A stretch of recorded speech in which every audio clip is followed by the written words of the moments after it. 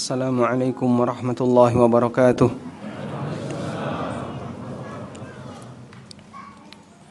Alhamdulillahi rabbil alamin. Wassalatu wassalamul atammanil akmalani alal mab'uuthi rahmatan lil alamin. Wa ashhadu an la ilaha illallah wahdahu la syarika lah. Wa ashhadu anna Muhammadan abduhu wa rasuluh. Salawatu rabbi wa salamu alaihi wa ala alihi wa ashabihi wa man sara ala nahjihi wastanna bisunnatihi ila yaumiddin. Alhamdulillah mutirna bifadlillahi wa birahmatih. Alhamdulillah dengan rahmat Allah Subhanahu wa taala dari mulai sore sampai malam kita diguyur hujan. Semoga Allah Subhanahu wa taala memberikan keberkahan bagi bumi ini dengan adanya hujan yang turun dalam jangka waktu yang cukup panjang. Sepanjang perjalanan dari mulai masuk tol di Klaten sampai Mojokerto nggak putus. Paling putus hanya beberapa titik saja, sudah nyambung dengan hujan berikutnya. Walhamdulillah. Malam ini kita mau bahas, insyaallah kajiannya sampai jam 9 ya. Insyaallah sampai jam 9. Semoga Allah mudahkan dan Allah berikan kita kekuatan bisa bertahan sampai jam 9. Mengawali kajian ini, kita belum bahas tema dulu ya. Temanya apa Pak? Filosofi padi. Ini yang bikin tema panitia ya, bukan dari saya. Tapi sebelum kita bahas tentang filosofi padi, tadi saya melihat para ikhwah sekalian begitu selesai sholat wajib, kemudian mau melaksanakan sholat sunnah, semuanya bergeser ke kanan dan ke kiri. Apa dasarnya? Apa landasannya? Tadi ikut geser nggak, Man? Oh enggak saya tanya ya. Yang ikut geser tadi Pak? Ikut. Apa landasan Bapak geser ketika mau salat sunnah? Membedakan atau memindahkan? Memindahkan. Kenapa harus dipindah? Kenapa harus dipindah? Tadi ikut geser nggak Pak? Oh enggak ikut, Masya Allah. Kalau enggak ikut enggak usah jawab ya. Coba yang ikut geser itu yang kenapa harus dipindah? Memperbanyak tempat saksi sujud di akhirat. Kenapa enggak pindah masjid? Anda kalau sholat 5 waktu di sini terus. Kalau seperti itu alasannya kan berarti maghrib di sini, nanti isya di masjid mana lagi, subuh di masjid mana lagi. Kalau mau memperbanyak. Tapi kenyataannya kita sholat isya di sini, mungkin subuh juga di sini, apalagi marbot ya atau takmir di sini, enggak pindah-pindah dia. Apakah nanti yang jadi saksi itu akan kurang? Kalau disebut sebagai saksi, dalilnya apa? Kita selalu diajarkan sebelum beramal, al-ilmu qabla al-qaul wal amal. Itu prinsip utama. Kita punya ilmu dulu sebelum berbicara dan beramal. Nah, nuansa seperti ini kan tidak cuma di Masjid Imam Syafi'i saja ya, di Mojokerto. Di kota-kota yang lain juga banyak. Begitu selesai sholat wajib, terus mau sholat sunnah, mereka pindah, tukaran tempat. Kalau tadi saya perhatikan karena bareng-bareng jadi mungkin gak ada masalah. Yang bermasalah itu kayak gini, di belakangnya ada orang yang sedang masbuk, depannya tukeran tempat. Belakang orang ini kan ada orang sholat, dilewati itu. Nah, ketika dilewati seperti itu, dia mau melakukan sesuatu yang menurut keyakinan dia sunnah, tapi malah melanggar larangan Nabi SAW. Dan ini bisa lebih berbahaya. Baik, makanya saya tanya, pindah itu landasannya apa? Taklid Pak Ustaz. Jawaban terakhirnya itu. Loh katanya kayak gitu, katanya siapa? Baik, sekarang kita bacakan hadisnya. Nabi SAW bersabda dalam hadis riwayat Abu Dawud, Ibnu Majah dan yang lainnya dari sahabat Abu Hurairah radhiyallahu anhu, Rasulullah sallallahu alaihi wasallam pernah menyampaikan, "Ayajizu ahadukum idza shalla ay yataqaddama aw yata'akhkhar aw an yamini aw an shimali." Yakni as-subhah. Bisa enggak kalian kalau selesai salat maju atau mundur, geser kanan atau geser kiri? Yang dimaksud beliau adalah salat sunnah. Riwayat siapa tadi?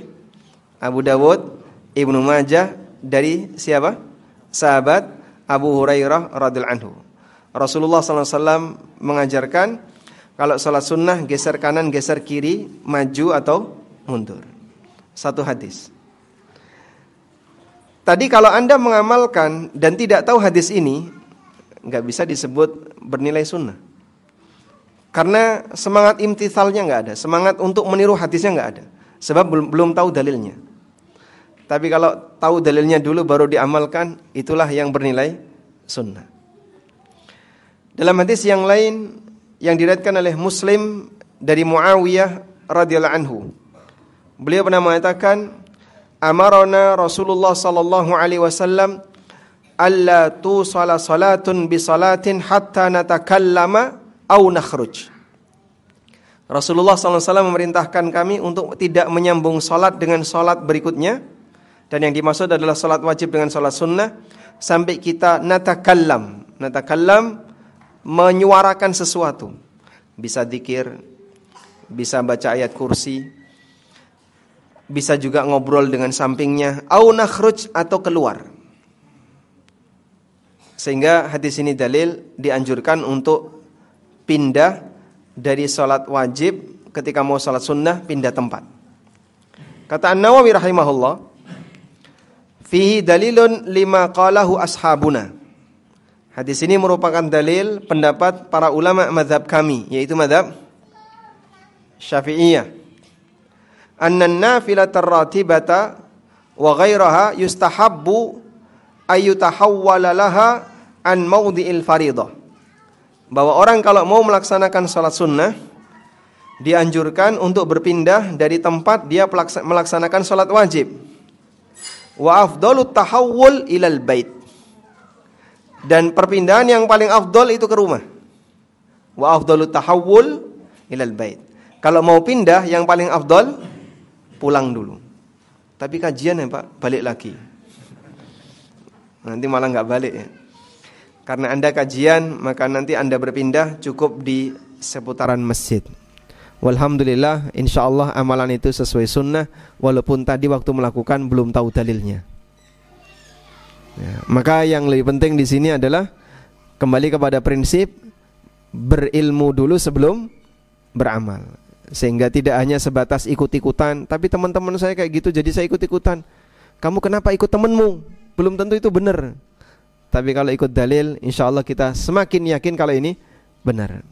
Baik, saya ulang ya. Apa dalilnya pindah tadi Pak?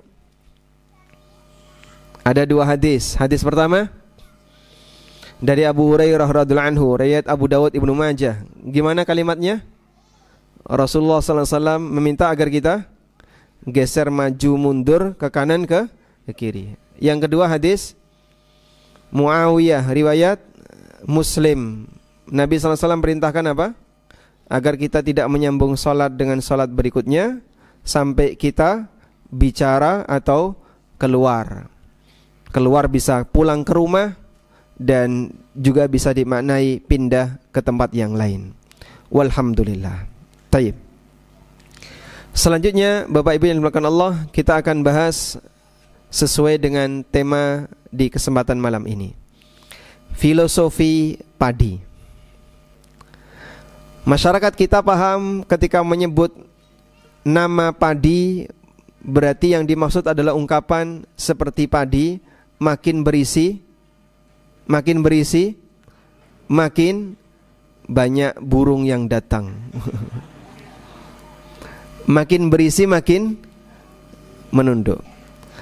Yang ini memberikan pelajaran bahwa seorang hamba ketika semakin berilmu, maka selayaknya dia semakin tawadhu.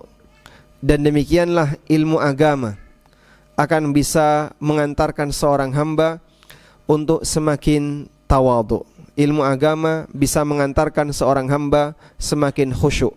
Sebagaimana yang Allah Ta'ala firmankan, innama yakhshallaha min ibadihil ulama'u. Sesungguhnya yang takut kepada Allah di antara hambanya adalah para ulama. Ilmu yang dia miliki menyebabkan dia punya ma'rifatullah. Dan ketika dia punya ma'rifatullah, maka dia akan semakin bertakwa kepada Allah, semakin takut kepada Allah. Dan ketika dia semakin takut kepada Allah, dia tidak merasa dirinya lebih unggul dibandingkan orang lain. Dia tidak merasa dirinya lebih hebat dibandingkan orang lain. Bahkan selalu dihantui dengan rasa takut, jangan-jangan amalku tidak diterima. Dan demikianlah orang yang beriman. Allah Ta'ala berfirman di surat Al-Mu'minun, walladzina yu'tuna ma atau wa qulubuhum wajilatun annahum ila rabbihim raji'un. Walladzina yu'tuna ma atau. Dan orang-orang yang dia memberikan apa yang dia berikan. Maksudnya dia beribadah sebagaimana ketaatan yang dia lakukan. Wa qulubihim wajilah, sementara hati mereka dipenuhi dengan rasa takut. Kenapa dia takut? Annahum ila rabbihim raji'un, karena dia akan kembali kepada Rabbnya. Sehingga orang yang bertakwa ketika dia beramal diiringi dengan rasa takut kepada Allah Subhanahu wa ta'ala. Dia beramal wa qulubuhum wajilatun, sementara hati mereka dalam kondisi takut. Ketika turun ayat ini, Aisyah radhiyallahu anha bertanya, ya Rasulullah, ahumul ladzina yasrik wa yazni. Ya Rasulullah, apakah yang dimaksud oleh ayat ini adalah orang yang mencuri dan berzina setelah dia melakukan ibadah? Jawab Nabi SAW bagaimana? La ya binta Siddiq, bukan wahai putri Siddiq. Humul ladzina yusallun wa yasumun wa yakhshawna alla yataqabbalallahu minhum. Mereka adalah orang yang rajin salat, rajin puasa, tapi dia punya rasa takut jangan-jangan amalnya tidak diterima oleh Allah. Dan demikianlah orang mukmin yang sejatinya dalam aktivitas yang dia lakukan selalu diwarnai dengan rasa takut kepada Allah, karena dia tidak yakin bahwasanya amal yang dia kerjakan diterima oleh Allah Ta'ala. Meskipun dia juga punya harapan untuk mendapatkan pahala di sisi Allah Subhanahu wa Ta'ala. Baik. Nah, pada kondisi ini tidak mungkin dia akan merasa ujub dengan amalnya. Tidak mungkin dia akan merasa ujub dengan amalnya, karena dia tahu enggak jaminan amalnya diterima oleh Allah. Dalam posisi amalnya penuh dengan kekurangan, sehingga dia menyadari setelah beramal butuh untuk mohon ampun kepada Allah. Makanya selesai beramal dianjurkan untuk apa? Selesai beramal dianjurkan untuk apa? Istighfar.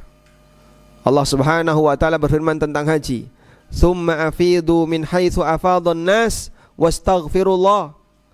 Kemudian bertolaklah kamu sebagaimana masyarakat bertolak, wastaghfirullah, dan mohonlah ampun kepada Allah. Ini tentang amalan haji. Tentang salat, Nabi SAW selesai salat ngapain? Istighfar. Karena hamba diajarkan untuk menanamkan prinsip selesai ibadah, kamu ini banyak kekurangan, mohonlah ampun kepada Allah disebabkan ibadah kamu tidak sesuai dengan apa yang Allah Subhanahu wa ta'ala kehendaki. Enggak bisa 100%, pasti masih banyak yang kurang. Sehingga selesai ibadah diiringi untuk mohon ampun kepada Allah Subhanahu wa ta'ala. Baik. Selanjutnya jamaah dimakan Allah, menuntut ilmu itu sendiri disebut oleh para ulama seperti keterangan Imam Ahmad akan berhasil jika diiringi dengan suasana tawadhu. Menuntut ilmu itu sendiri akan berhasil jika diiringi dengan suasana tawadhu. Imam Ahmad rahimahullah pernah mengatakan, Anda boleh catat ya. Qala Abu Abdillah Al-Imam Ahmad rahimahullah, talabul ilmi la ya'diluhu syai'un liman sahhat niyatuhu. Belajar ilmu agama adalah amalan yang tidak ada tandingannya bagi orang yang niatnya benar. Maka beliau ditanya, wa masihatun niyah. Lalu apa yang dimaksud dengan niat yang benar itu, wa Imam Ahmad? Jawab beliau, ayyatawadu'a lil ilmi wa ayyarfa'a anhul jahla wa an ghairihi. Disebut sebagai niat yang benar ketika belajar, kata beliau itu ada 3. Pertama, dia niatkan untuk tawadhu di hadapan ilmu. Tawadhu di hadapan ilmu. Yang kedua, dia niatkan dalam rangka menghilangkan kebodohan, ketidaktahuan pada dirinya. Dan dia niatkan dalam rangka untuk menghilangkan ketidaktahuan pada orang lain. Tayyib. Sekarang coba kita berikan rincian. Imam Ahmad menyebutkan belajar ilmu agama adalah amalan yang tidak ada tandingannya bagi orang yang niatnya benar. Dan niat yang benar yang pertama adalah ayyatawadu'a lil ilmi. Dia tawadhu terhadap ilmu. Bagaimana bentuk tawadhu terhadap ilmu? Tawadhu terhadap ilmu adalah siap untuk menerima kebenaran ilmu tersebut dan siap untuk mengamalkannya walaupun bertentangan dengan kebiasaan dia sehari-hari, walaupun bertentangan dengan hawa nafsunya. Itulah bentuk tawadhu terhadap ilmu. Maka ketika seseorang mendengar A adalah sebuah kebenaran, lalu dia mau nerima kebenaran itu, itulah tawadhu terhadap ilmu. Dia mau nerima, dia siap untuk mengamalkan walaupun mungkin tidak saat itu. Misalnya dia tahu riba itu haram, bukan dia tolak, bukan dia lawan, dia terima. Saya tahu kalau ini haram, alhamdulillah saya terima. Walaupun bisa jadi dalam mengamalkannya mungkin tertunda dalam waktu sekian hari. Tapi tawadhu terhadap ilmu, kata kuncinya adalah siap untuk menerima kebenaran dan siap untuk mengamalkannya. Maka jamaah dimulakan Allah, kondisi tawadhu yang dialami oleh sebagian masyarakat, terkadang mereka salah posisi. Ada orang yang kadang secara penampilan dia milih penampilan yang tidak melambangkan kemewahan. Misalnya penampilan sederhana, pakaiannya sederhana, pecinya sampai kuning ya. Asalnya hitam. Saking lamanya dipakai, semuanya serba sederhana. Dan dia merasa inilah usaha saya untuk tawadhu. Upaya dia untuk tawadhu adalah tawadhu dari sisi penampilan. Tawadhu dari sisi penampilan. Tapi di saat kebenaran datang kepadanya, dia nggak mau terima. Pak, seperti ini salah Pak, Anda keliru. Masa sih saya salah? Nah, akhirnya dia emosi ketika disalahkan. Dia emosi ketika diluruskan. Apakah itu yang disebut dengan tawadhu? Tidak. Tawadhu yang sejatinya adalah saat dia mau menerima kebenaran. Kalau tawadhu itu bentuknya hanya sebatas memberikan penampilan yang kira-kira tidak begitu mewah, penampilan yang sederhana, non-muslim pun bisa. Bahkan beberapa pendeta Nasrani melakukan seperti itu sebagai bentuk zuhud terhadap dunia. Diriwayatkan oleh Abu Amr al-Jawni, dan ini disebutkan dalam tafsir Ibnu Katsir. Suatu ketika Amirul Mukminin Umar bin Khattab radhiyallahu anhu datang ke kota Syam. Lalu beliau melewati sebuah kuil yang di dalamnya ada seorang pendeta. Badannya tidak terawat, orangnya kurus kering. Lalu dipanggil oleh Amirul Mukminin, ya rahib, wahai rahib. Datanglah dia menghadap. Karena Amirul Mukminin Syam sudah masuk wilayah kaum muslimin. Saat Amirul Mukminin melihat rahib ini, dilihatin dari mulai ujung kepala sampai kaki. Lalu beliau menangis. Maka pembantunya tanya, ya Amirul Mukminin ma yubkik?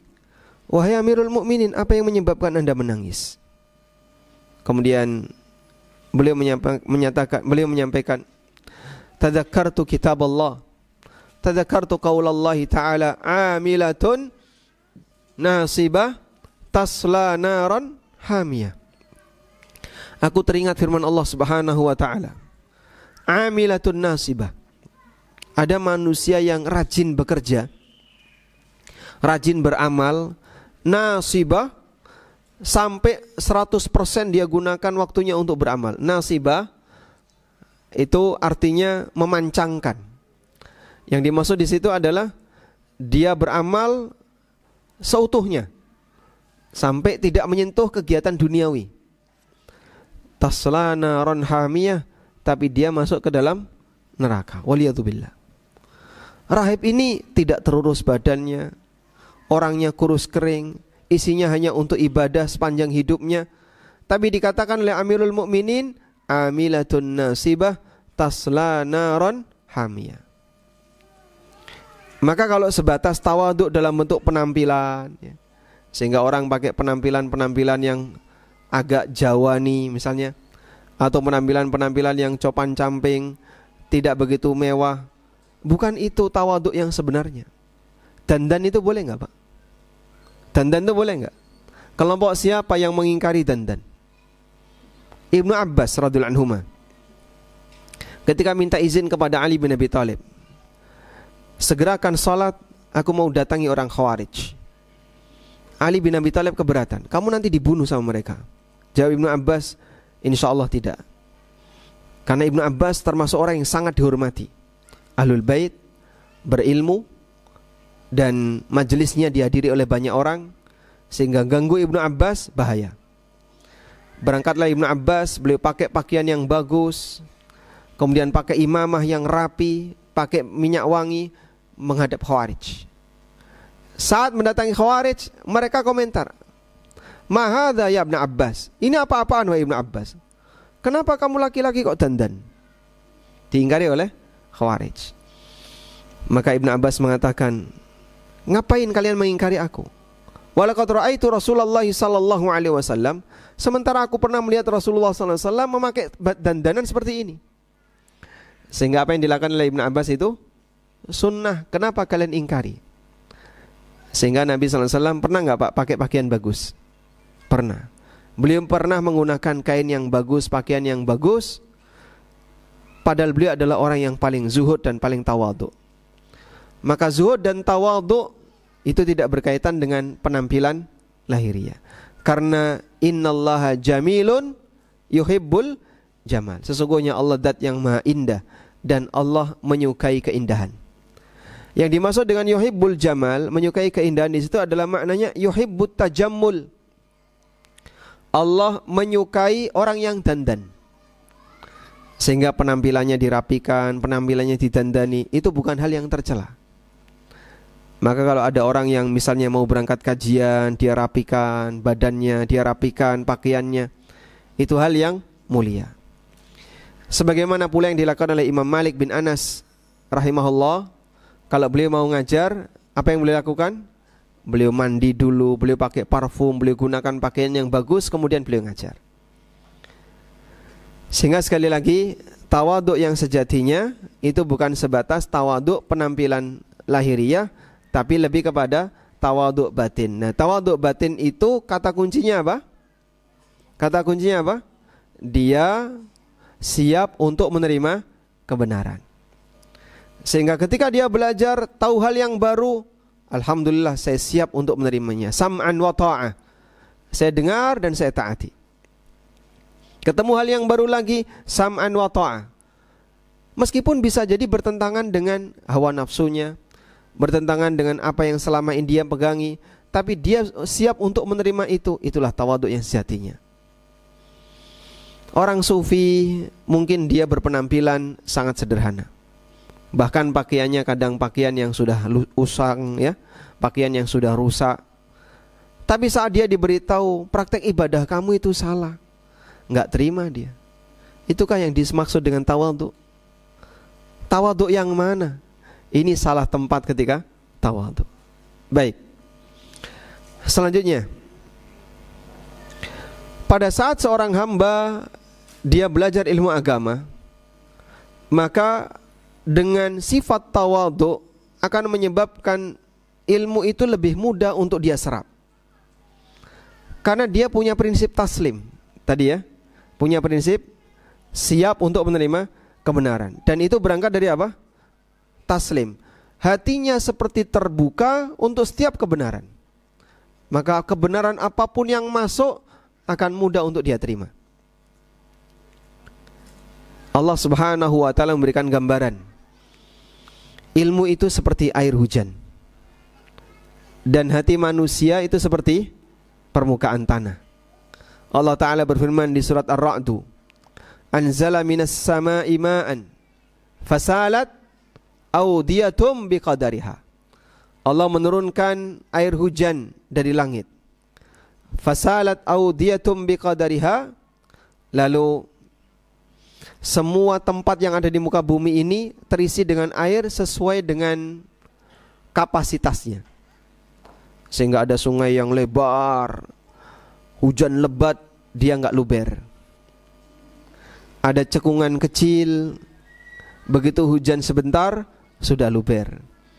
Ada selokan yang sempit, begitu hujan sebentar, sudah luber. Masing-masing bumi punya kemampuan untuk menampung air yang beragam. Ada yang bisa menampung dalam jumlah banyak, ada yang hanya bisa menampung dalam jumlah sedikit. Kurang lebih seperti itulah gambaran hati kita. Ada manusia yang diberi oleh Allah hati yang luas, sehingga menerima ilmu dalam jumlah banyak, enggak luber. Ada manusia yang hatinya sempit, belajar bahasa Arab sampai huruf jer.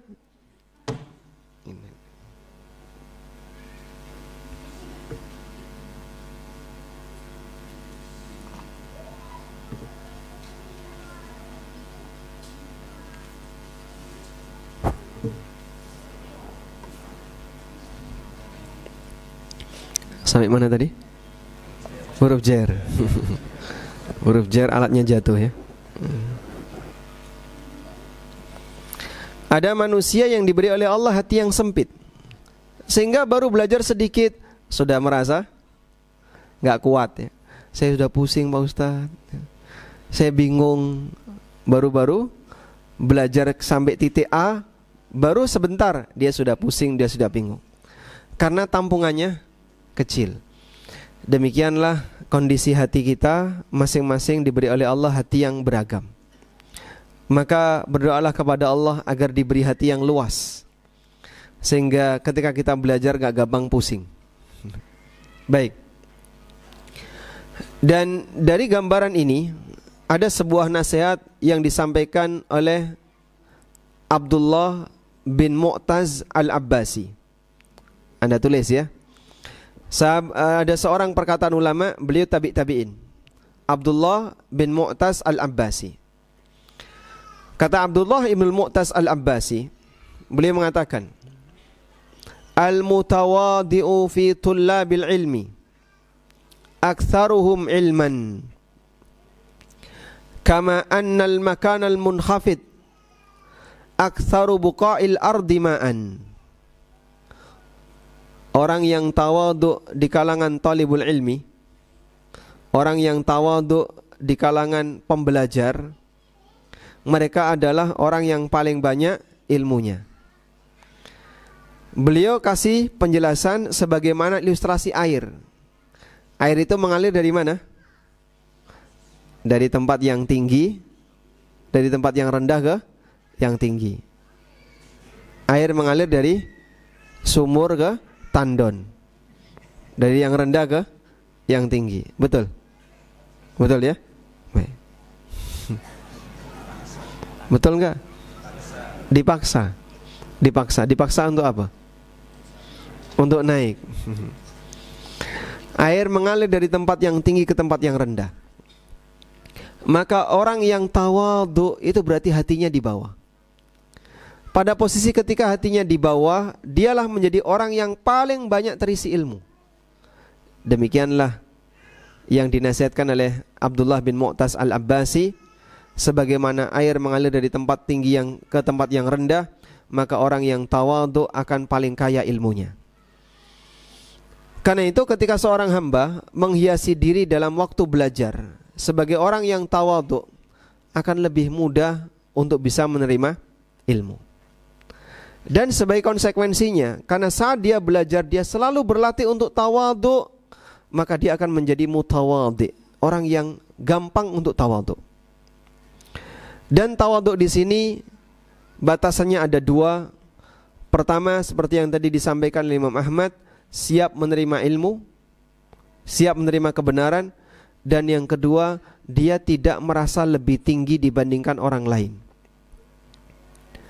Anda bisa lihat bagaimana definisi yang disampaikan oleh Nabi SAW. Nabi SAW pernah mengatakan, Al-kibru batrul haq wa ghamtun nas. Definisi dari sombong itu apa? Menolak kebenaran. Dan yang kedua, merendahkan orang lain. Sehingga manusia yang sombong adalah manusia yang ketika dia belajar, hatinya belum terbuka. Karena hatinya belum terbuka, saat dia belajar, ketika ada sesuatu yang baru yang bertentangan dengan hawa nafsunya, dia gak mau terima. Atau ketika ada sesuatu yang baru yang bertentangan dengan kebiasaannya, dia gak mau terima. Pada posisi itulah dia tidak tawadhu terhadap ilmu. Dan masih banyak orang yang nasibnya seperti itu. Atau yang kedua, dia merasa dirinya lebih tinggi dibandingkan yang lain, sehingga dengan kesombongannya itu dia menghinakan orang lain. Akhirnya misalnya, saya tidak mau belajar sama ustadz ini, saya tidak mau belajar sama ustadz itu. Kenapa? Dia lebih rendah daripada guru saya. Jadi begini ya, si A belajar kepada X, si B belajar kepada Y. Sudah? A dan B ini sama-sama orang awam. Tapi A belajar ke X, B belajar ke Y. Cuman karena X sama Y ini berbeda derajat. X seorang doktor misalnya, Y bukan doktor. Maka A merasa saya lebih tinggi dibandingkan B, karena guru saya lebih tinggi daripada gurunya B. Analogi ini salah atau benar? Analogi ini salah atau benar? Ya? Salah. Kamu itu muridnya X, ini muridnya Y. Kenapa kamu merasa lebih tinggi daripada Y? Akhirnya dia gak mau belajar ke situ, dia gak mau belajar ke situ. Dan fenomena ini terjadi karena dia merasa dirinya lebih tinggi daripada misalnya seorang ahli ilmu yang ada di tempat itu. Dengan kesombongan yang dia punya, membatasi diri untuk mau terbuka. Ini tidak hanya terjadi di Mojokerto, barangkali juga terjadi di kota-kota yang lain. Ada sebagian manusia yang diberi oleh Allah Subhanahu wa taala suasana batin di mana ketika dia mengenal sesuatu dari orang yang dia anggap itu hebat, dia merasa dia lebih tinggi dibandingkan yang lain. Maka pada saat itulah muncul ujub pada dirinya. Lalu saat sudah muncul ujub pada dirinya, dia merendahkan yang lain. Posisi merendahkan yang lain itu terjadi pada waktu dia merasa apa yang dia ilmui lebih mulia daripada apa yang diilmui oleh orang lain. Dan kondisi ini bertingkat. Baik, kita awali dari keadaan orang-orang Jahmiyah. Kelompok Jahmiyah dulu mereka punya anggapan, mohon dipahami ya, istilah Jahmiyah di zaman Imam Ahmad, Imam Syafi'i dan kanan kirinya di abad sekitar 3 sampai 4 Hijriah atau sebelum abad 4 Hijriah. Istilah Jahmiyah itu dipakai untuk menyebut ahlul kalam. Pokoknya semua yang tidak mengikuti akidah ahlus sunnah itu biasa digunakan dengan istilah Jahmiyah. Entah Mu'tazilah, entah Qadariyah, entah yang lainnya. Pokoknya kalau tidak sejalan dengan prinsip ahlus sunnah disebut Jahmiyah. Dulu kelompok Jahmiyah itu menilai orang-orang yang ahlu sunnah, yang akidahnya hanya berlandaskan pada dalil qala Allah wa qala Rasul, kemudian terlalu tekstual, mereka sebut dengan hasyawiyah. Bisa disebut dengan hasyawiyah atau hasyawiyah. Hasyawiyah atau hasyawiyah itu apa sih Pak? Dari kata khusyush yang artinya sampah. Maka digelari hasyawiyah, ini manusia rendahan. karena otaknya tidak berkembang menurut mereka. Nah, yang Anda maksud dengan otak berkembang itu apa? Ya, ketika kamu berakidah itu pakai akal kamu, pakai logika kamu. Ahlul kalam itu kan kalau berakidah semuanya pakai apa? Logika. Sehingga gimana caranya, pokoknya di logika dulu, di akal dulu, sampai kemudian ketemu kesimpulan. Nah, itu baru kamu jadi orang yang hebat karena menggunakan logika kamu. Padahal jamaah ya, apa yang mereka sampaikan, logika-logika misalnya, mereka sulit untuk menerima Allah berada di atas misalnya. Lalu mereka melogika, di logika, ya, nanti kalau Allah di atas, bumi itu kan bulat. Mana atas itu kemana kalau bumi itu bulat? Logika seperti ini kan nggak sulit untuk dipahami. Apa yang kamu logikakan itu kita juga punya, cuman kita nggak pakai. Cuman kita nggak pakai. Tidak sulit untuk memahami seperti itu. Tapi mohon maaf, saya nggak mau pakai seperti itu. Karena dalam masalah akidah kita menghormati dalil. Dalilnya bunyinya kayak gini, Ar-Rahmanu 'alal arsy istawa, ya kita pahami sebagaimana teks dalil. Sehingga tidak ditakwil. Dan takwil itu kan nggak begitu rumit untuk dipahami. Coba jelaskan takwilnya. Kayak gini nggak rumit bagi saya, mudah. Cuman mohon maaf, saya nggak mau pakai itu. Artinya logika kamu dengan logika saya tidak lebih hebat kalau dari sisi merancang pemikiran seperti itu.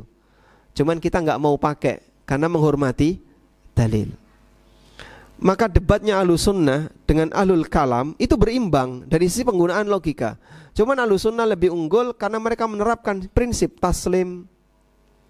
Kami nggak mau pakai itu. Kami lebih menggunakan prinsip dalam masalah akidah, kita nerima pasrah bongkoan apa yang ada. Nah, di saat itulah mereka merasa bahwasanya Ahlul Kalam lebih tinggi tingkatannya karena menggunakan akalnya. Sebutkan ulama yang menulis kitab di masa silam tentang masalah tauhid. Yang terkenal itu Ibnu Khuzaimah. Imam Ibnu Khuzaimah, beliau di masa silam, di zaman beliau itu dianggap sebagai salah satu tokoh besar dalam masalah dakwah tauhid. Maka sampai banyak orang yang bernisbah, saya mengikuti akidahnya Ibnu Khuzaimah. Itu dulu. Imam Ibnu Khuzaimah itu punya buku judulnya Kitabut Tauhid. Tapi oleh kelompok Ahlul Kalam ya, menyebut bukunya Ibnu Khuzaimah dengan sebutan Kitabus Syirik. Kitabnya Ibnu Khuzaimah judulnya apa? Kitabut Tauhid, disebut dengan Kitabus Syirik. Karena mereka anggap bahwasanya cara Ibnu Khuzaimah dalam memahami dalil itu sampai pada tingkatan menyamakan makhluk, menyamakan Allah dengan makhluk. Padahal tidak demikian. Karena selalu debatnya di arah seperti itu. Kalau kamu menganggap bahwasanya Allah berada di atas, berarti nanti Allah terlingkupi dengan makhluk dan seterusnya. Debatnya kayak gitu, dari dulu sampai sekarang. Tidak ada perkembangan. Dan itu dianggap sebagai praktek kesyirikan. Tayyib. Sehingga fenomena orang merendahkan orang lain karena dia merasa dirinya lebih tinggi dalam masalah ilmu, sudah ada sejak masa silam, di mana Ahlul Kalam menghina Ahlus Sunnah, menghina para ulama Ahlus Sunnah dengan menyebut mereka dengan julukan apa tadi? Hasyawiyah. Fenomena berikutnya, ada sekelompok orang yang menilai bahwa selain kelompoknya ilmunya tidak sah. Ilmunya tidak sah. Karena ilmunya tidak sah, maka amalnya tidak sah. Kalau amalnya tidak sah, maka seluruh amalnya batal, sehingga yang bersangkutan tidak punya amal sama sekali. Baik. Terus gimana untuk bisa memiliki ilmu yang sah? Kata mereka, harus mengambil ilmu dari guru kami. Kalau tidak dari guru kami, maka ilmunya tidak sah. Caranya gimana? Oh, kamu harus ikut sistem kami. MMM, musnad, mangkul, mutasil. Ini yang mantan mesti paham nih. Disebut ilmu yang sah itu kalau didapatkan melalui metode bersanad, mangkul langsung dari guru, mutasil nyambung, sehingga dari guru dia punya guru terus sampai atas. Menurut klaim mereka. Selain itu tidak musnad, tidak mangkul, tidak mutasil, ilmunya batal. Jadi kalau misalnya kelompok mereka baca Sahih Bukhari, kita baca Sahih Bukhari, isinya sama atau beda? Isinya sama atau beda? Sama. Sehingga tidak ada perubahan esensi sama sekali. Tapi kata mereka, kau baca Sahih Bukhari, ilmunya enggak sah. Kami baca Sahih Bukhari, ilmu kami sah. Loh kok bisa? Kok ada istilah ilmu sah dan ilmu tidak sah? Siapa yang ngajari kayak gitu? Nah itu berawal dari tadi ya, dia merasa ingin menganggap bahasanya dengan belajar kepada guru ini derajat saya lebih tinggi daripada orang lain yang tidak belajar pada guru ini. Fenomena yang terjadi saat orang itu merasa dirinya ujub dengan apa yang dia miliki, maka dia merasa lebih tinggi dengan yang lain, akhirnya dia jadi eksklusif, tidak mau terbuka. Berawal dari ujub sampai pada tingkatan dia menolak kebenaran ketika tidak datang dari kelompoknya. Maka dua hal ini sinkron. Nabi SAW mengatakan, al-kibru batrul haq wa ghamtun nas. Inti dari sombong adalah ketika seseorang itu menolak kebenaran dan menghina orang lain. Baik. Selanjutnya jamaah di belakang Allah, kita akan membaca ketawaduan orang-orang saleh di masa silam. Pertama, tawaduknya Rasulullah sallallahu alaihi wasallam. Rasulullah sallallahu alaihi wasallam adalah imamul mutawadhi'in. Beliau adalah imam bagi orang-orang yang tawadhu.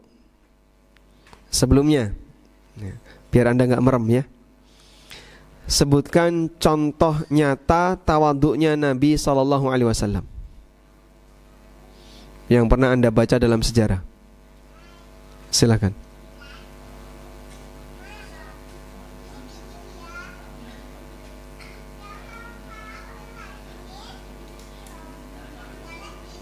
Kisah petani yang menjelaskan cara kawinnya kurma. Terus tawaduknya Nabi di sisi mana, Pak? Nabi SAW mengatakan, antum a'lamu bi amri dunyakum. Kalian lebih ngerti tentang urusan dunia kalian. Baik, sisi tawaduknya ada di mana? Ketika beliau tidak tahu, beliau serahkan kepada yang lebih tahu. Sehingga dalam urusan dunia kalian lebih ngerti tentang urusan dunia kalian. Tayyib, satu poin. Ada yang lain? Sebutkan contoh tawaduknya Nabi sallallahu alaihi wasallam.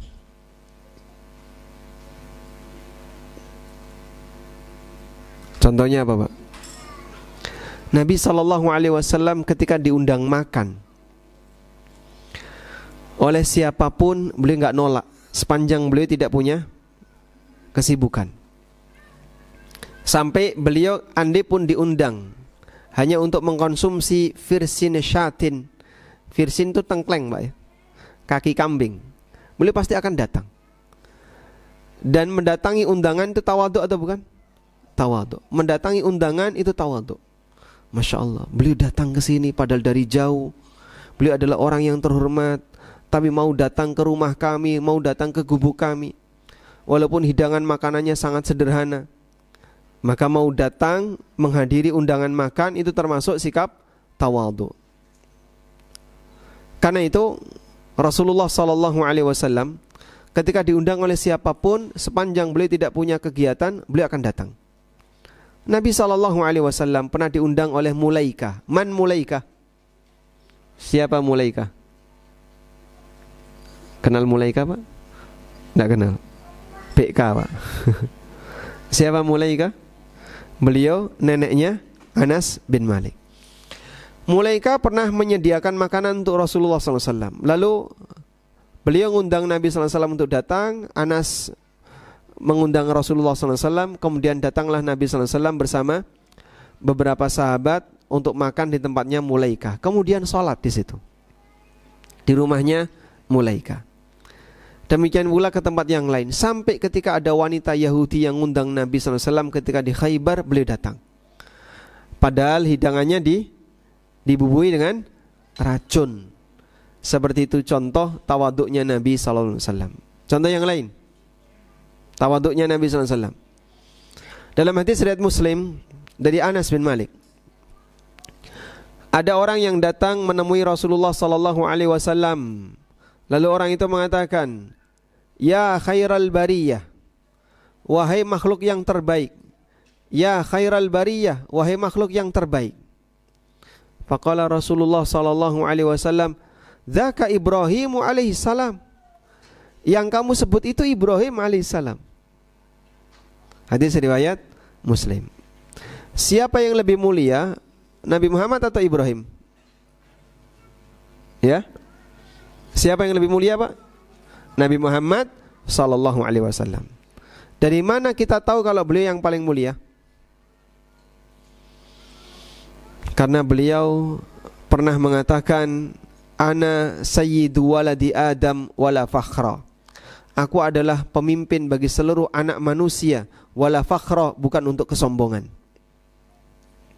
Sehingga Rasulullah sallallahu alaihi wasallam adalah manusia yang paling mulia. Beliau bisa mencapai derajat yang paling tinggi hingga tiba di Sidratul Muntaha, yang itu tidak bisa dicapai oleh Jibril.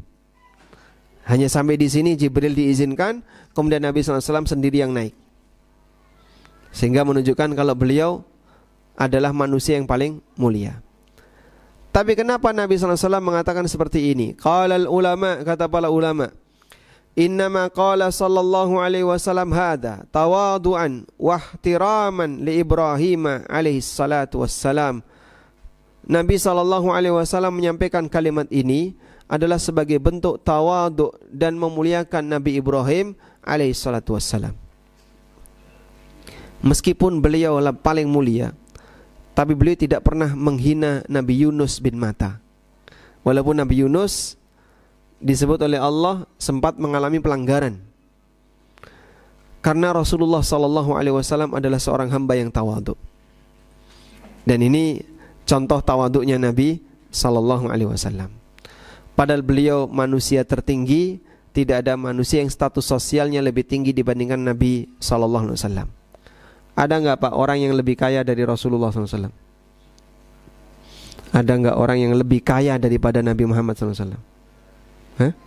Ada? Banyak.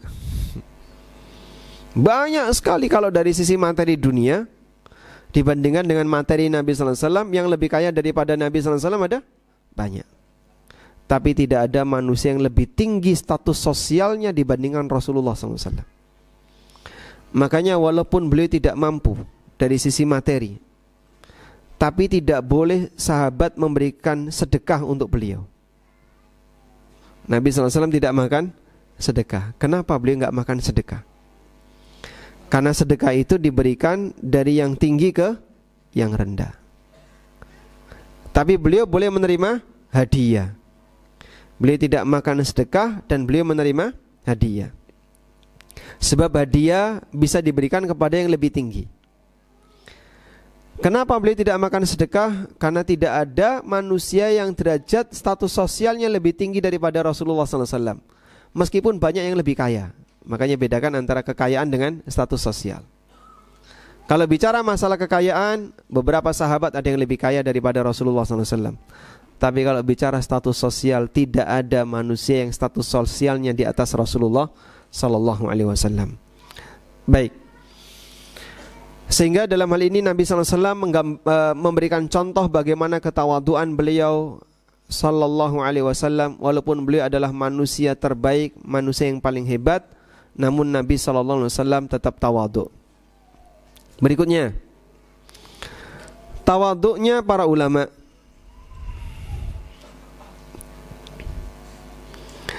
Praktek yang pernah dilakukan oleh Abu Bakar As-Siddiq radhiyallahu anhu.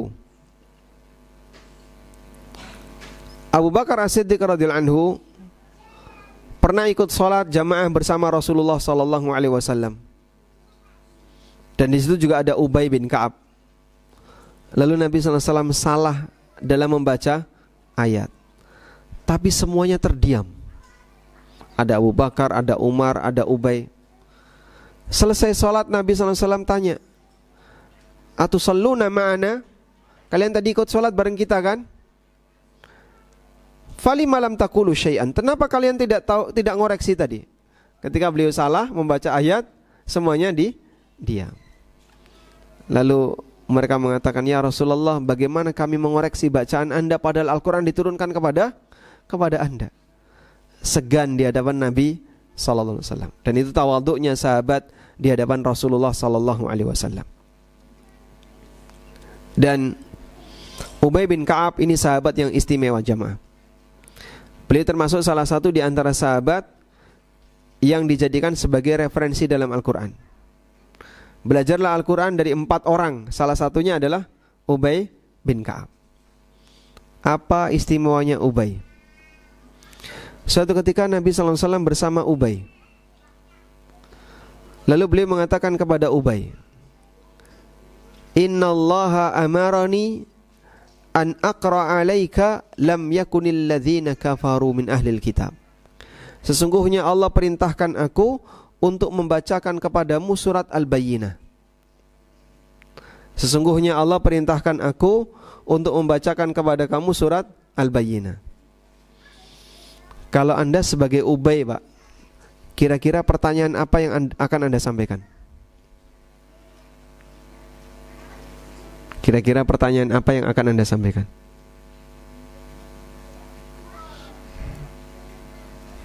Kita sedang belajar meresapi ya, bagian mana yang penting dalam sebuah kalimat. Ya, misalnya masnya ya. Andaikan misalnya mas ini sebagai Ubay bin Ka'ab. Lalu Nabi SAW mengatakan, "Sesungguhnya Allah merintahkan aku untuk membacakan surat Al-Fil kepada Anda."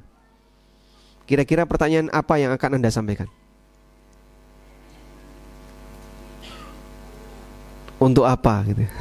Untuk apa? Untuk apa ya Rasulullah? Kenapa surat itu harus dibacakan ke saya? Ubay tanya apa, Pak? Ketika Nabi SAW mengatakan seperti itu kepada Ubay, Ubay bertanya kepada Nabi SAW, "Waqad sammani, apakah Allah menyebut namaku?" Jawab Nabi SAW, "Na'am, iya." Fabaka Ubay, lalu Ubay nangis. Siapa aku? Sampai namaku disebut oleh Rabbul Alamin. Karena ketika Nabi SAW mengatakan, "Sesungguhnya Allah merintahkan aku untuk membacakan kepadamu surat Al-Bayyinah." Kepadamu, itu kan berarti kepada siapa? Ubay. Ubay tanya, "Waqad sammani, apakah Allah menyebut namaku?" Jawab Nabi SAW, "Na'am, iya." Ubay nangis. Fabaka Ubay, menangislah Ubay. Siapakah aku sampai namaku disebut oleh Rabbul Alamin? Kita yang misalnya nama kita disebut di TV misalnya, atau viral sampai terkenal di mana-mana, itu orang bisa sampai nangis, walaupun dia di posisi didolimi.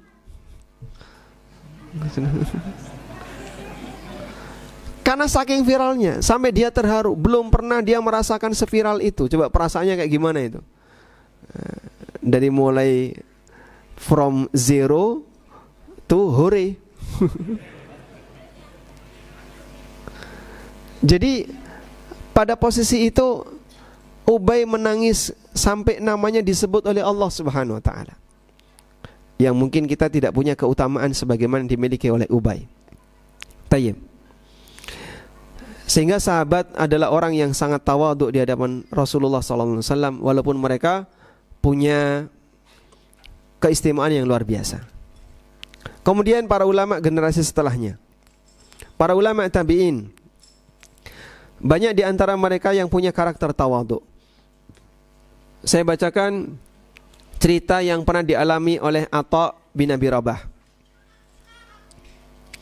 Atha bin Abi Rabah rahimahullah pernah didatangi oleh seorang remaja usia SMP. Kemudian remaja ini mengatakan, "Inni la uhadditsuka bil hadits." Aku akan menyampaikan satu hadis kepada Anda. Maka Imam Atha terdiam.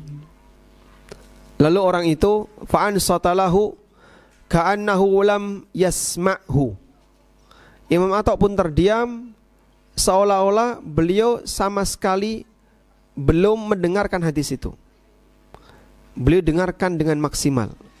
beliau dengarkan dengan maksimal. Nah. Kemudian selesai remaja itu pergi, lalu Imam Atha itu mengatakan, laqad sami'tu hadzal hadits qabla ayyulad. Aku sudah mendengar hadis ini sebelum anak itu dilahirkan. Sebagai apa? Bentuk tawadhu. Tawadhu terhadap apa, Pak? Terhadap ilmu. Sehingga yang bersangkutan ketika membaca, ketika di hadapan hadis Nabi sallallahu alaihi wasallam, sam'an wa ta'ah, didengarkan dengan maksimal. Walaupun beliau sudah pernah mendengarkannya. Walaupun beliau sudah pernah mendengarkan hadis itu sebelum orang ini dilahirkan. Maka seperti itulah karakter orang-orang saleh di masa silam. Mereka adalah manusia-manusia yang sangat tawadhu. Dan orang yang tawadhu, dia akan terbuka. Apa ruginya mendengarkan sebuah hadis walaupun sudah pernah didengarkan? Apa ruginya bergabung dalam sebuah kajian walaupun bisa jadi saya merasa lebih tinggi daripada orang ini dari sisi status sosial atau dari sisi keilmuan, tapi dia mau mendengarkan. Karena majlis seperti ini tidak akan merugikan orang lain. Wallahu alam. Taib. Kemudian kita bacakan tawadhu'nya Sufyan Ats-Tsauri. Sufyan Ats-Tsauri ulama di zaman tabi'in. Kalau tadi Atha adalah tabi'in, Sufyan Ats-Tsauri di bawahnya Atha. Kata Abdul Razzaq bin Hammam, ra'aitu Sufyan Ats-Tsauri bin San'a yumli ala sabiyyin wa yastamli lahu. Aku pernah melihat Sufyan Ats-Tsauri di daerah San'a. Beliau mendektekan anak kecil. Ini sekelas ulama Sufyan Ats-Tsauri mendektekan anak kecil. Coba kita kan kayak gini ya. Saya sendiri merasa, Pak, kajian kalau pendengarnya anak-anak atau yang jumlahnya sedikit, itu berbeda tingkat semangatnya dengan yang dengerin banyak dan dewasa-dewasa. Suasana batin seperti ini gak bisa dibohongi, Pak. Sehingga kalau misalnya ini kajian sudah malam ya, yang datang 3 orang, yang isi ikut ngantuk, Pak. Nah, di depannya merem kabeh ngomong telu. Ngantuk itu menular enggak? Menular ya? Menular. Saya pernah naik bis Sumber Kencana, Pak. Sopir kenetnya di depan. Ada kenet di depan, ada kenet yang keliling ya, yang nagih itu, yang narii ongkos. Kenet di depan ini ngantuk. Dimarahi sama sopirnya. Kowe ngungguri kono ngungguri. Suruh ke belakang. Enggak boleh di sampingnya. Marakno ketularan. Oh, ngantuk itu bagi sopir menular ya. Baik. Makanya yang di depan jangan ngantuk ya. Nanti tidak nulari yang ngomong. Ini bukan nyindir ya, tapi nyinggung. Yumli ala sabiyyin wa yastamli lahu. Beliau mendiktekan anak kecil. Jadi belajar seorang guru walaupun setingkat Sufyan Ats-Tsauri tidak merasa malu walaupun muridnya hanya seorang anak. Didiktekan, tolong tulis hadis ini, tulis hadis ini. Karena kita tidak tahu, Pak, siapa di antara murid kita yang nanti ilmunya diberkahi oleh Allah. Sehingga bisa jadi saat kita belajar, mungkin ya, ini kok murid kok angel-angel kayak gini ya, ngapain diajari kayak gini, apa manfaatnya? Jangan dikira, bisa jadi salah satu di antara mereka ketika Anda ngajari, kemudian manfaatnya besar, lalu Allah berkahi ilmu itu sampai kemudian membuat yang bersangkutan jadi ulama kibar, bisa jadi. Maka saat Anda misalnya ngajari TPA, kita tidak tahu, bisa jadi salah satu di antara murid Anda itu jadi tokoh besar. Sekarang waktu kecil mungkin gak kelihatan, tapi Allah kuasa untuk memberikan taufik kepada salah satunya, kemudian Allah jadikan sebagai orang besar. Tayyib. Dan seperti inilah praktek tawadhu yang dimiliki oleh para ulama, sehingga mereka tidak merasa rendah hati ketika mereka menyampaikan ilmu kepada orang yang dianggap tidak punya status sosial, bahkan pada tingkatan anak-anak. Wallahu alam. Kemudian tawadhu yang dimiliki oleh Ahmad bin Hanbal. Qala Yahya bin Ma'in pernah bercerita, "Ma ra'aitu mithla Ahmad." Aku belum pernah melihat seorang manusia yang lebih hebat akhlaknya dibandingkan Imam Ahmad. Sahibnahu khamsina sanatan. Kami membersamai Imam Ahmad selama 50 tahun. Maftakhara alaina bi syai'in mimma kana fihi minal khair. Tapi beliau tidak pernah membanggakan ilmu yang beliau miliki. Yahya bin Ma'in mengatakan, aku 50 tahun membersamai Imam Ahmad. Imam Ahmad itu meninggal usia berapa? Sekitar 71 atau 72. Berarti bersama Yahya bin Ma'in di usia 20 tahunan. Usia-usia orang banyak belajar. Kata Yahya bin Ma'in, salah satu di antara ulama kibar dalam masalah hadis, aku belum pernah melihat manusia seperti Imam Ahmad. Sahibnahu khamsina sanatan. Aku membersamai beliau selama 50 tahun, tapi tidak pernah aku mendengar beliau merasa lebih hebat, lebih tinggi dibandingkan kami dengan semua kelebihan yang beliau miliki. Padahal Imam Ahmad hafal berapa?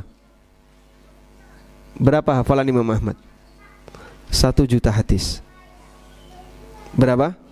1 juta hadis. Kita berapa? 1 hadis. Masya Allah. Sama-sama satunya, Pak. Beda satuan. Dan terkadang orang kalau sudah punya ilmu ya, apalagi dia punya forum, dia akan merasa bangga di hadapan yang lain. Sampai ketika tidak dihormati yang lain, dia merasa kok kenapa dia tidak menghormati saya, apa dia nggak kenal saya, dan seterusnya. Karena sifat tawadhu tidak ada pada dirinya. Dia tidak punya sifat tawadhu terhadap orang lain. Baik. Qala Abu Bakar Al-Khalal, ra'aitu Aba Abdillah. Aku pernah melihat Abu Abdillah, yaitu Imam Ahmad bin Hanbal. Yashtadil khubza minas suq wa yahmiluhu fi zanbil wa ra'aitu yashtadil baqila ghaira marratin wa yaj'aluhu fi khirqatin fayahmiluhu akhidan biyadi Abdillah ibnahu. Aku pernah melihat Imam Ahmad di pasar. Beliau membeli roti lalu ditaruh di keranjangnya. Kadang beliau membeli membeli sayuran lalu beliau bawa sambil gandeng putranya Abdullah. Padahal beliau adalah ulama kibar, tapi beliau tidak malu untuk belanja sayur. Insyaallah. Coba kalau misalnya Ustadz ke pasar belanja sayur, ketemu jamaah, ngilang nggak kira-kira? Malu, wah masa Ustadz kayak gitu? Itu Ustadz ya Pak, jamaah nggak masuk ya. Baik. Nah seperti ini contoh tawaduknya Imam Ahmad. Jadi beliau tidak malu ketika beraktivitas sebagaimana aktivitas manusia biasa. Tidak kemudian melakukan kegiatan yang eksklusif khusus beliau, karena beliau adalah manusia sebagaimana yang lainnya yang diberi oleh Allah kelebihan ilmu. Wallahu alam. Baik, mungkin itu yang bisa kita sampaikan sebagai pengantar. Semoga memotivasi kita untuk menjadi hamba yang tawadhu. Apa yang Anda dapatkan malam ini? Hal penting apa yang Anda dapatkan malam ini? Atau enggak ada ya? Enggak ada, enggak penting semua ya. Lupakan saja kalau begitu. Baik. Tercatat bahasanya pengertian tawadhu tadi apa? Yang pertama, siap menerima kebenaran. Yang kedua, tidak merasa lebih tinggi, lebih mulia dibandingkan orang lain, walaupun kita punya kelebihan. Baik, itu kata kunci. Sudah? Tawadhu yang sejati ada di mana? Di batin. Dan itu berangkat dari semangat saya akan menerima apapun sepanjang itu kebenaran, walaupun bertentangan dengan hawa nafsunya. Bukan sebatas penampilan. percuma saja berpenampilan seperti orang yang tawadhu, penampilan sederhana, namun ketika hatinya tidak tawadhu, dia akan menolak kebenaran. Wallahu alam, semoga yang sedikit ini bermanfaat. Wassallallahu ala nabiyyina Muhammadin wa ala alihi wa sahbihi wasallam. Selanjutnya, ada mikrofon nggak yang lain? Mungkin bisa dipandu, Pak.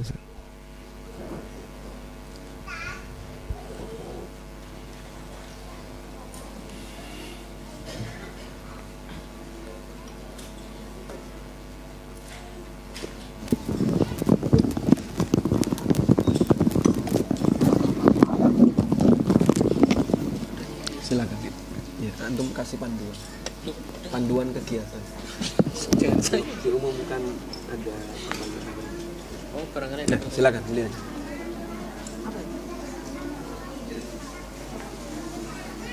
Tadi dibaca tanyakan.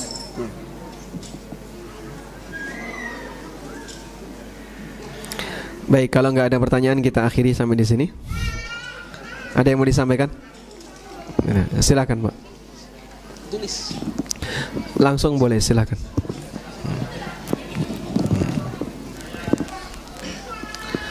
Suara Bapak tidak begitu kedengaran, jadi tolong diupayakan agar yang lain bisa mendengar.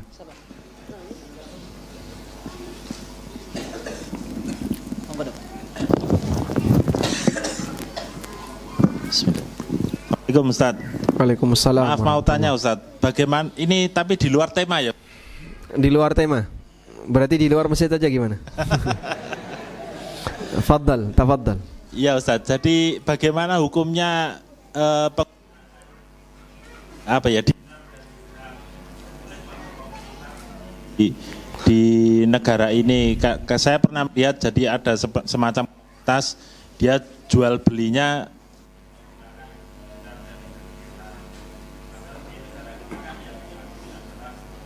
rupiah ya Ustaz. Itu hukumnya bagaimana Ustaz? Terima kasih. Baik. Nah. Bagaimana hukumnya menggunakan uang dinar dan dirham untuk transaksi khusus di sebuah komunitas? Pertama begini ya. Sebenarnya dalam urusan niaga, negara kita memberikan kelonggaran selama objek yang dijual itu bukan sesuatu yang terlarang. Sehingga Bapak Ibu mau jual beli dengan cara barter, mau jual beli dengan cara uang rupiah, atau dengan cara ditukar pakai jasa, negara tidak melarang. Anda misalnya, ini saya jual sandal ke Bapak, tolong dibayar pakai pijit, boleh nggak? Misalnya Bapak pintar mijiti, atau dibayar pakai bekam, boleh? Boleh. Sehingga transaksi barter jasa dengan benda, barter benda dengan benda, uang dengan benda, dan seterusnya di negara kita tidak dilarang. Kemudian kalau secara agama sendiri, Islam memberikan kelonggaran. Orang mau bertransaksi dengan media apapun silahkan. Yang penting halal manfaat. Yang penting halal manfaat. Karena syarat objek yang boleh ditransaksikan adalah objek yang halal manfaat. Sudah? Berikutnya, bagaimana dengan aturan larangan menggunakan mata uang asing?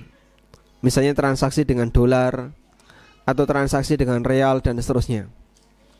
Kalau dalam skala besar atau ya, yang sifatnya diumumkan, itu tidak boleh.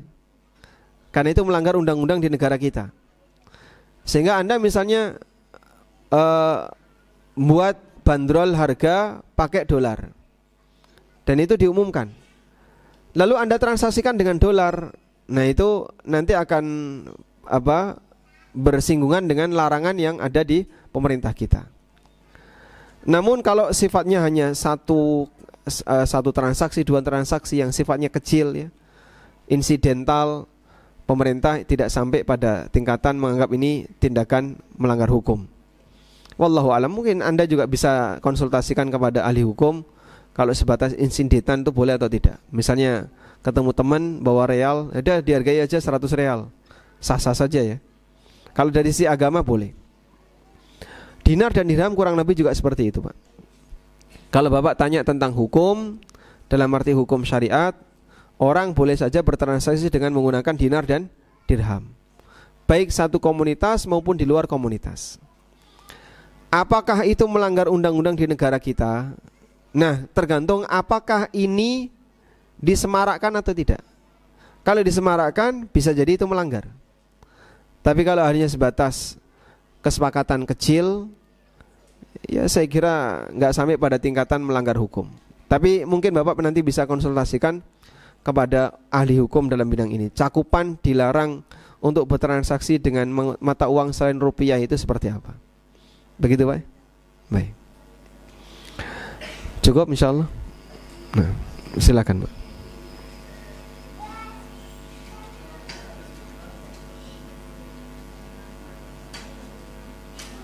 Dianjurkan untuk apa, Pak? Menggunakan bank syariah.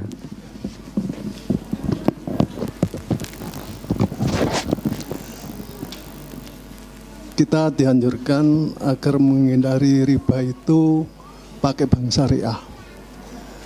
Kemudian kenyataannya kita pakai bank syariah itu mengajukan kredit mengajukan kredit rumah. Ternyata bunganya jauh lebih besar daripada bank konvensional. Gimana ini hukumnya? Terima kasih. Baik.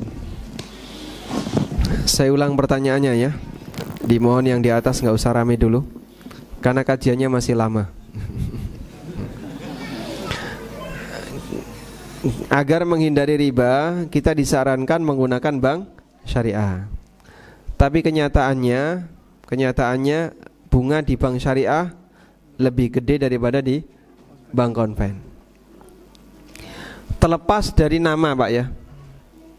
Andaikan betul prakteknya syariah, betul-betul prakteknya syariah, tapi lebih mahal dengan praktek riba, kira-kira Bapak pilih mana, Pak? Yang murah. Hah? Pilih yang murah. Kenapa yang murah? Ringan mencicil. Karena cicilannya lebih kecil. Apakah syariah itu harus lebih murah? Iya atau tidak? Tidak. Ya. Apakah syarat disebut sesuai syariah itu harus lebih murah? Misalnya ya, ada travel umroh A, travel umroh B. Travel umroh B lebih murah daripada A.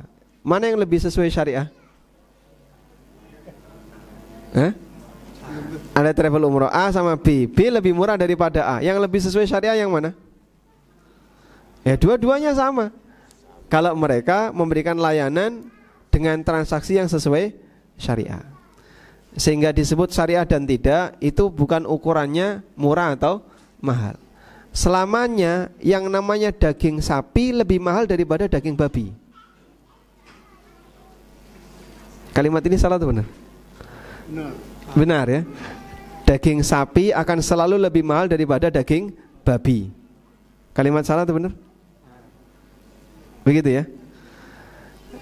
Sehingga kalaupun Anda misalnya mendapatkan fenomena, kenapa yang praktek syariah ini kok murah, lebih mahal daripada yang tidak syariah, itu bukan berarti status syariahnya jadi hilang. Karena bukan syarat syariah itu harus lebih murah. Begitu? Baik. Selanjutnya Pak, gimana solusinya biar syariah bisa lebih murah? Ya nawar Pak, kalau diterima. Itu pun kalau transaksinya sesuai syariah. Intinya begini, kalau bicara masalah hukum, apakah sesuai syariah atau tidak, bukan syarat disebut syariah harus lebih murah. Ada toko muslim, sebelahnya toko Yahudi. Toko muslim lebih mahal daripada toko Yahudi. Jenengan pilih mana Pak?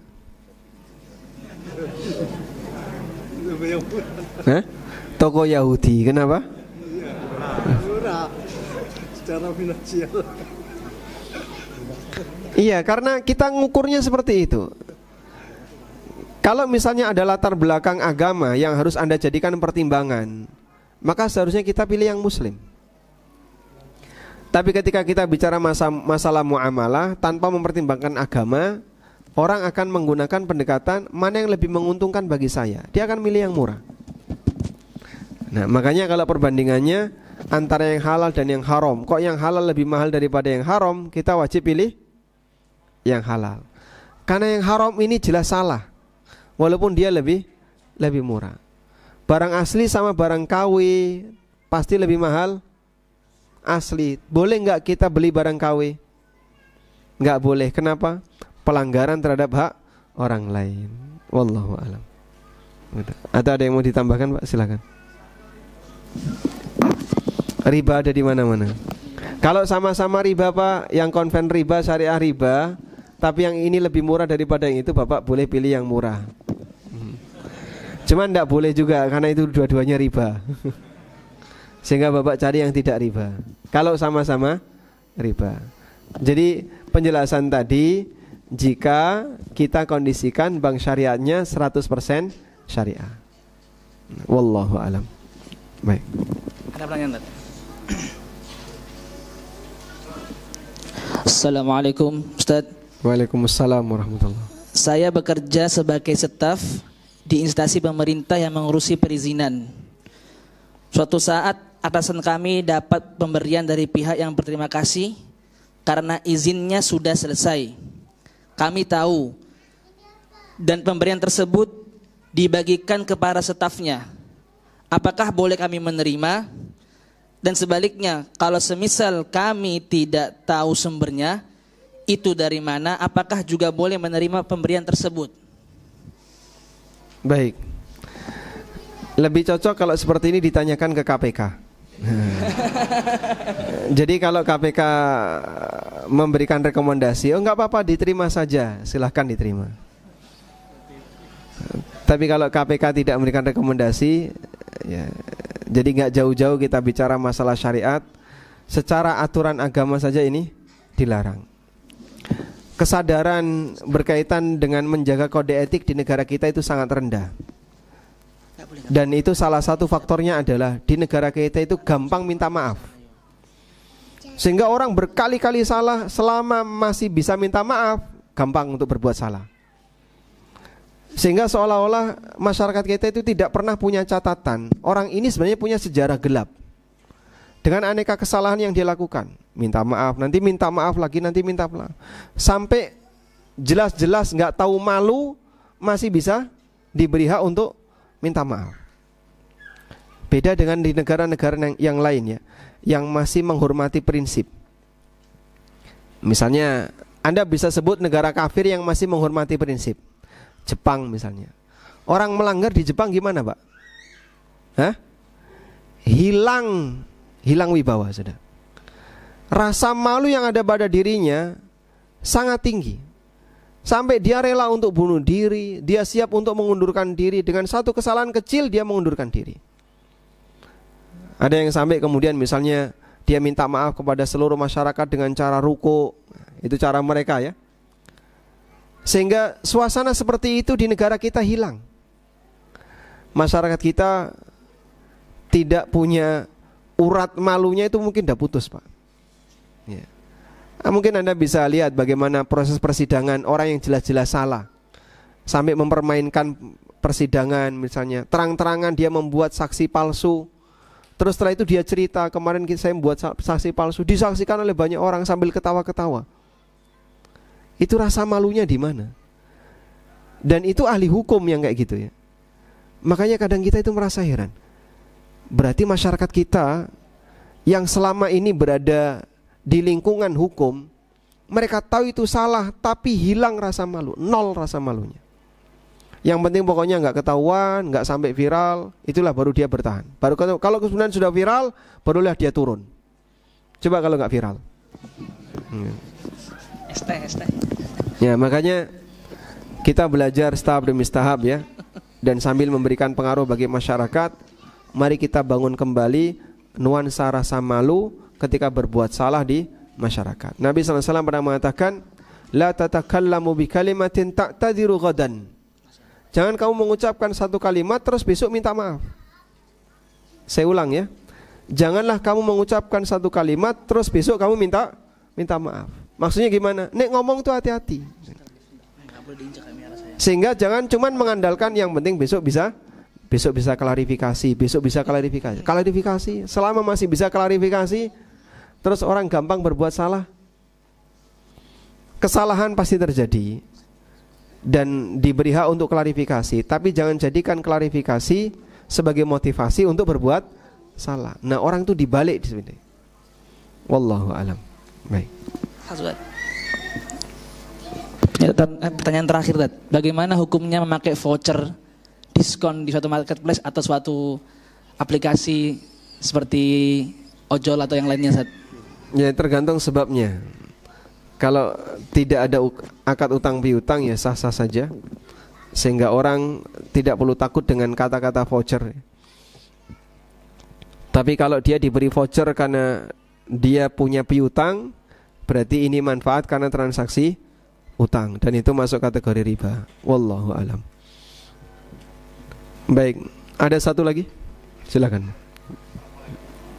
Waalaikumsalam warahmatullahi wabarakatuh.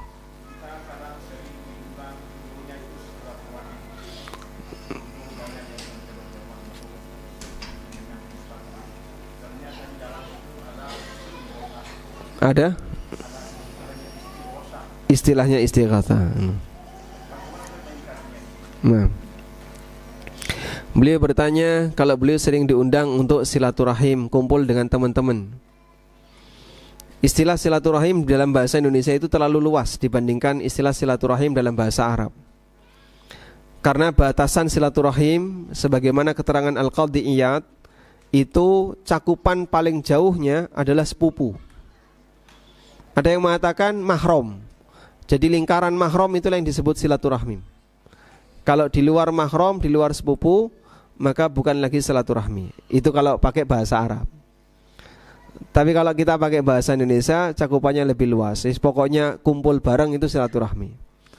Sehingga kumpul bareng untuk konser juga silaturahmi. Kumpul bareng nonton bal-balan juga silaturahmi. Semuanya bisa disebut silaturahmi, walaupun itu isinya maksiat. Padahal silaturahmi itu ibadah atau bukan? Ibadah. Sampai Nabi SAW pernah menjanjikan, man sarrahu ayyubsata lahu fi rizqi wa yunsa'af lahu fi athari falyasil rahimah. Siapa yang pengen rizkinya dilapangkan, usianya dipanjangkan, hendaknya dia nyambung silaturahmi. Tapi tentu saja nggak termasuk untuk praktek yang kayak tadi, Pak. Kumpul-kumpul untuk maksiat disebut silaturahmi. Ini untuk memperpanjang usia, memperlancar rizki. Gimana kumpul-kumpul untuk maksiat? Padahal kumpul maksiat ya isinya maksiat. Bahkan mengurangi rizki dan memperpendek usia. Dalam arti umur dia dipakai untuk dosa. Tayyib. Selanjutnya tentang praktek istighatsah. Ada masalah apa dengan istighatsah? Istighatsah artinya meminta kepada Allah agar bencana yang sedang terjadi itu diangkat oleh Allah. Itu makna istighatsah. Sehingga istighatsah itu amalan mulia. Dan kita bisa istighatsah sendiri. Ya Allah, aku mohon pertolongan kepadamu. Misalnya terjadi bencana banjir atau bencana tanah longsor, kita mohon kepada Allah, ya Allah, segera hilangkan banjir ini. Segera kembalikan suasana kami seperti sebelumnya dan seterusnya. Itulah istighatsah. Dia minta kepada Allah pertolongan agar bencana itu dihilangkan. Hanya saja istighatsah itu tidak harus dengan menggunakan bacaan-bacaan khusus. Yang penting adalah berdoa. Nah, kadang ubur rampenya itu yang banyak. Sebelum istighatsah acaranya apa? Bapak paham ubur rampe, Pak? Oh, enggak paham. Ubur rampe itu bahasa Indonesianya apa ya? Acara penyertanya itu terlalu banyak. Sehingga sebelum istighatsah ada acara ini. Terlalu banyak acara. Padahal ini enggak perlu semua. Karena acara inti istighatsah itu doanya. Doanya cuma 15 menit, acara penyertanya 1 jam. Nah ini istighosahnya malah cuma sebentar, acara yang lainnya cuma 1 jam. Dan istighosah yang dilakukan secara berjamaah ketika kaum muslimin mengalami kesusahan seperti sholat istikharah, itu istighosah. Dia kumpul, mereka kumpul bersama lalu berdoa, sholat istikharah, kemudian ada yang ceramah lalu berdoa, itulah istighosah. Minta kepada Allah agar musim paceklik segera diangkat oleh Allah Ta'ala. Wallahu alam. Intinya kalau acaranya cuma berdoa, jadi Bapak boleh ikut.